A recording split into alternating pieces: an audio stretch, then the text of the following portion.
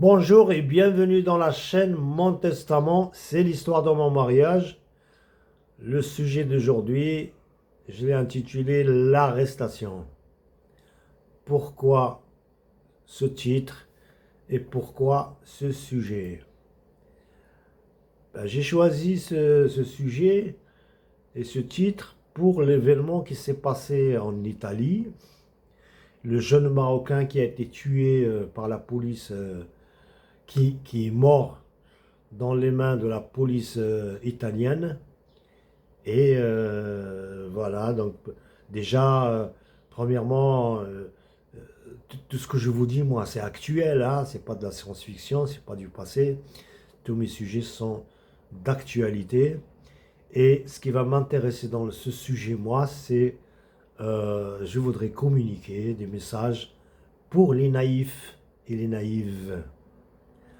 La police, c'est une institution indispensable à la société. Euh, Sans elle, il n'y a rien d'autre, hein. Il n'y a ni éducation, ni santé, ni bien économique, ni rien. C'est la première des choses dans ces sociétés et c'est indispensable. Et la police est investie par ce pouvoir de contrôler. Et donc la police qui vous arrête, si vous disent d'arrêter, vous arrêtez. Si vous disent de donner vos papiers, vous donnez vos papiers. Je ne suis pas policier, je ne défends pas la police. Mais c'est des gens, il ne faut pas voir la personne, il faut voir l'institution. L'institution policière, moi je vis en France, je peux témoigner que l'institution policière en France est respectueuse. Il peut y avoir des véreux, oui. Ça, c'est l'être humain. Il peut y avoir des racistes, oui. Mais en France, par exemple, il y a la police des polices. J'imagine dans tous les pays européens qui se respectent. Donc, quand la police vous contrôle, c'est pas, ils n'en ont pas après vous, hein, personnellement. Ils font leur travail. Moi, j'ai été contrôlé plusieurs fois. Je vous jure, c'est dans le respect. Ils s'arrêtent loin déjà, c'est pas une arrestation. Un contrôle, c'est pas une arrestation. Et un des policiers arrive, rarement deux, très souvent un, et qui met la paume de sa main droite sur sa tempe droite. Bonjour monsieur, vos papiers s'il vous plaît. Mais qu'est-ce que vous voulez de plus? La danse du ventre? Et puis vous vous exécutez. Il veut voir vos papiers. Parce que vous avez une voiture noire et il recherche une voiture noire. Et il veut le voir si c'est vous. Vous donnez votre identité. À moins que vous n'en ayez pas, ça c'est un autre sujet. Même si vous avez commis une petite infraction, parlez bien au moins. Et je vais comparer ça avec la mentalité marocaine. La mentalité marocaine, quand je dis mentalité marocaine, c'est tout, hein. Les gens et la police, les institutions, tout. Il y a une mentalité très, très, très différente. La preuve. Après cet événement-là du jeune qui est mort, déjà j'ai oublié de dire que Dieu est son âme. Après maintenant, il est chez Dieu, il va rendre compte s'il est fautif ou aux victimes. Et qu'est-ce que je voulais dire? Oui, déjà, la première des choses, la mentalité marocaine. Donc les gens sortent dans la rue, qu'est-ce qu'ils disent? Ils n'en appellent pas à la justice. Ils en appellent au roi. Ou à tel et tel et tel et tel, ils citent des noms. Mais ça, c'est la mentalité marocaine. Pourquoi il faut en appeler au roi? Le roi va intervenir pour dire quoi? De lui rendre son âme. De ressusciter le jeune. Mais c'est pas le bon Dieu, c'est juste un roi, hein. Avec tous mes respects. Mais cette mentalité marocaine, à chaque fois il y a des graves événements qui se passent, les gens manifestent, oh le roi, le roi, le roi intervient. Premièrement, le roi, il n'a pas que ça à faire. Après, le Maroc, il y a un parlement, il y a un gouvernement, il y a des élections. On ne voit pas des dossiers tels que les élections, etc. Ça, c'est un grand sujet, on ne parle pas de ça. Il y a des institutions qui s'occupent de ça. Pourquoi on appelait le roi? Je ne comprends pas. Parce qu'il y a toujours cette idée-là, quoi qu'il vous arrive, dans le Maroc, vous appelez quelqu'un qui est haut placé. C'est de la corruption morale ou institutionnelle, ou appelez-le comme vous voulez. Mais pourquoi ça? Et là, je vous jure, si j'avais le temps, je vous citerai des événements que j'ai vécus au Maroc qui parlent de ce sujet-là. Si vous avez quelqu'un au placé, vous pouvez faire ce que vous voulez. À une certaine époque, l'époque de Glimi, à ceux qui connaissent, qui avait la prétention de prendre le pouvoir, heureusement que ça n'a pas marché.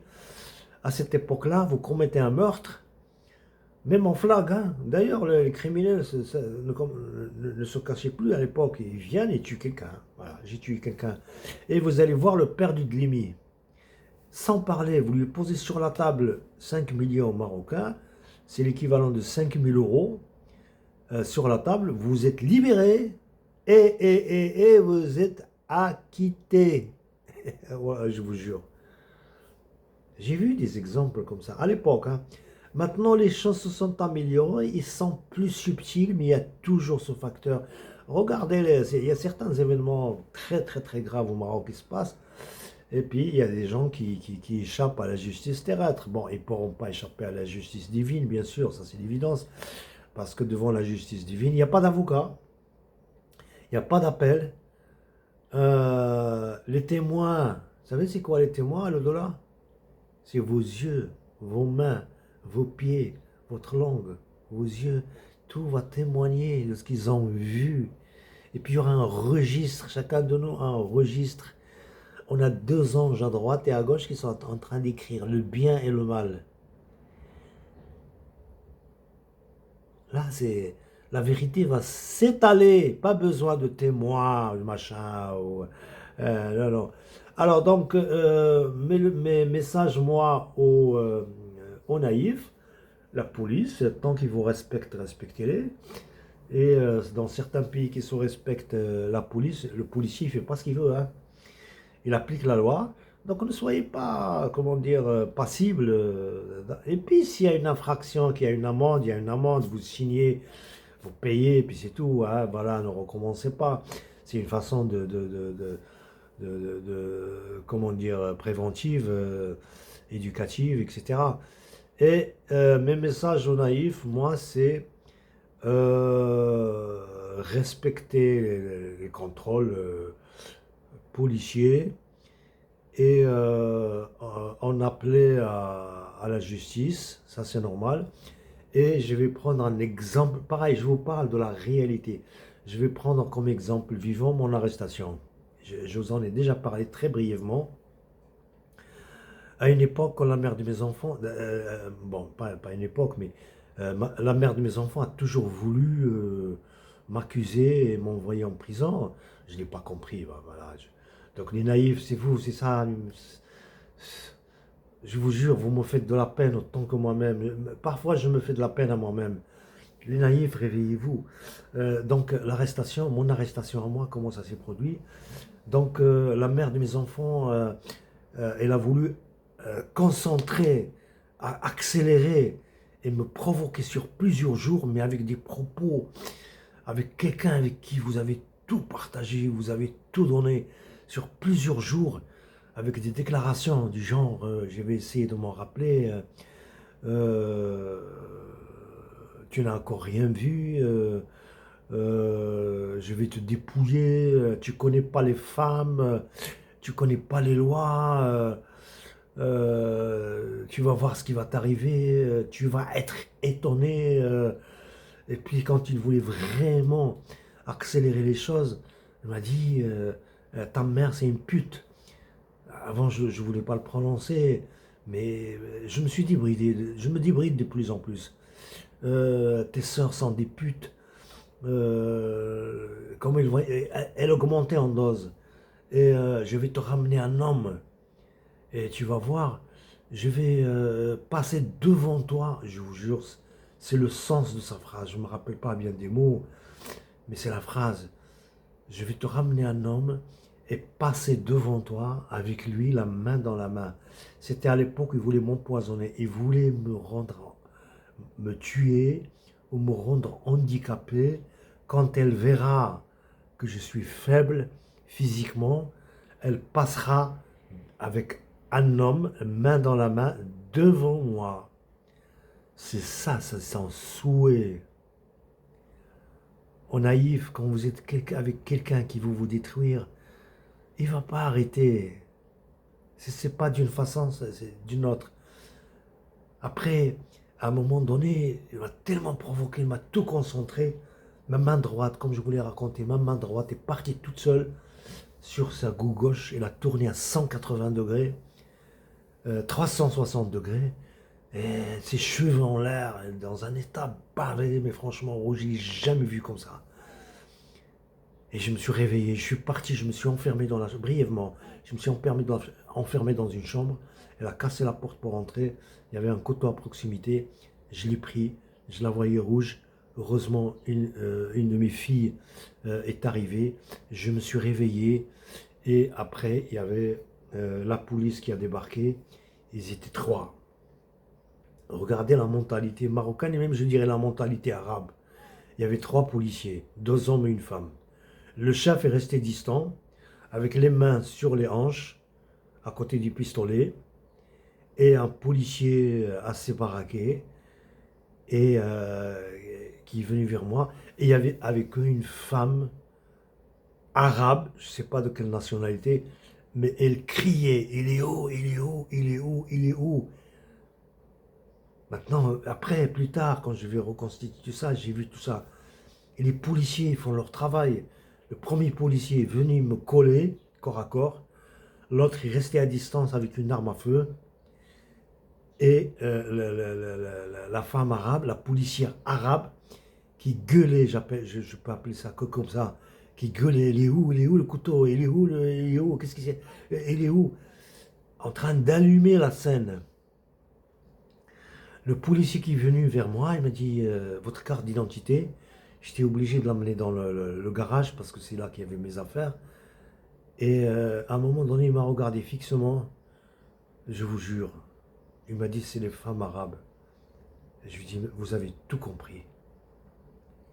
Et je lui donne ma carte. Je vous jure, il n'a même pas regardé. Il a tout compris d'un seul coup d'œil. Il m'a dit on est obligé de vous prendre. Et quand je suis sorti, la femme arabe voulait me faire les menottes et lui a dit non, je m'en occupe. Je vous jure, c'est un Français, blanc, yeux bleus. J'imagine c'est un Français, pure race. Il a dû voir des scènes, il a dû comprendre. Mais c'est un policier, c'est juste un policier lui. Il pratique la loi, il applique la loi, sans plus. Et c'est lui qui était assis à côté de moi. Et il n'a pas laissé les autres me menotter. Il leur a dit non, pas besoin. Parce qu'il ne vous menotte pas comme ça. Il faudra vraiment que vous soyez agressif. Je ne voyais pas, moi, je suis peut-être trop logique. Je ne voyais pas la nécessité de me prendre aux policiers. Ils ne m'ont rien fait, les policiers. On leur appelle, on leur dit quoi? Qu'est-ce qu'ils ont? C'est quoi le récit qu'ils ont eu? Il y a le mari qui a le couteau qui veut tuer sa femme. Ben, il débarque. C'est tout. Et je suis rentré au centre. J'ai demandé aux policiers, j'avais la bouche sèche, j'ai demandé au policier un verre d'eau. Il est parti me le chercher. Ses collègues lui ont dit non. Il m'a dit, vous verrez plus tard avec eux. Et il m'a dit, bon courage. Et il est parti. Vous voyez, c'est quoi la police? Il y a des gens bien. Mais c'est la police. Elle fait son travail. Donc, vous naïfs, donc premièrement, il y a plusieurs leçons, je les ai dit au fur et à mesure que je parle. La police, elle est pas là, elle est là pour l'ordre, donc si vous êtes contrôlé, c'est tout à fait normal. Et la mentalité marocaine, peut-être je ferai un épisode sur ce sujet-là, elle apparaît dans tous les sujets d'ailleurs, mais il faut savoir la lire. Donc si vous voulez vous marier avec un Marocain ou avec une Marocaine, il faudra que vous connaissiez tout ça. Je suis à 15 minutes. Eh bien, sur ce, à la prochaine.